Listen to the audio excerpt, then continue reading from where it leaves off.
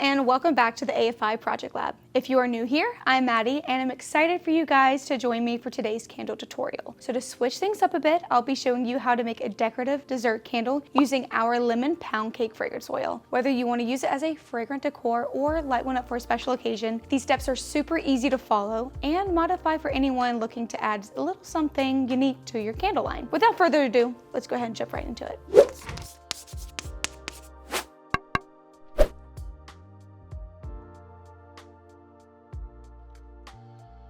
To make a bundt cake pillar candle, you'll need a silicone bundt cake mold. These are made for baking, so they stand up really well to the heat from the melted wax. Not to mention they're flexible, so it's easy to remove the candle once the wax is hardened. I got mine on Amazon and they're on the larger side, about 4 inches in diameter. But the actual size and shape of the mold you use can be anything that suits your budget and personal preference. What's essential is a sturdy wax that holds its shape well and isn't too soft. That's where our premium parasoy blend comes in. It's great for making container and pillar candles. Cut it into cubes and melt it into a double boiler or wax melting pot until it reaches a temperature of 185 degrees. At that point, you can add in some yellow candle dye. I'm using dye chips, and remove it from the heat. Once the temperature is sitting around 175 degrees, add the lemon pound cake fragrance oil. I'm using an 8% fragrance load, which the wax can handle really well. If you're using a different fragrance, feel free to adjust the usage rate. When it comes to fragrances with lots of light top notes like citrus, I recommend usage rates on the higher side so they really come through in both the hot and the cold throw.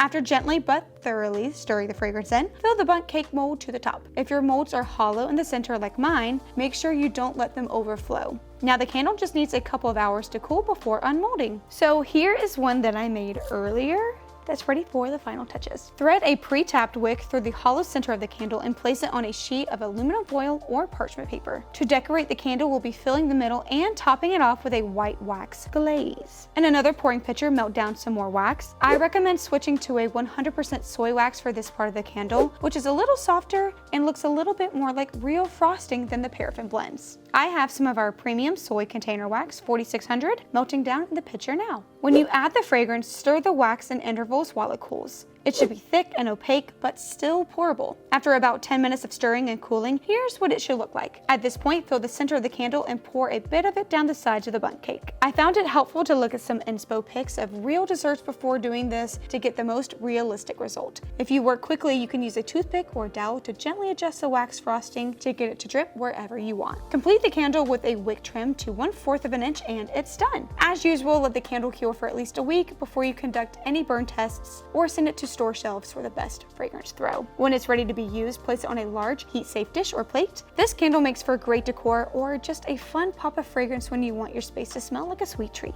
If you want to try our lemon pound cake fragrance for yourself, head on over to afi-usa.com/shop to grab your free sample today. And while you're there, subscribe to our newsletters so you can get weekly discount codes, free educational guides, and AFI facility updates. I hope you guys enjoyed tuning into another episode of AFI DIYs. So like this video and subscribe to our channel to support our mission of bringing you guys quality fragrances that make statements without breaking your bank. Well, that's all I have for you guys today. Thank you so much for watching and bye for now.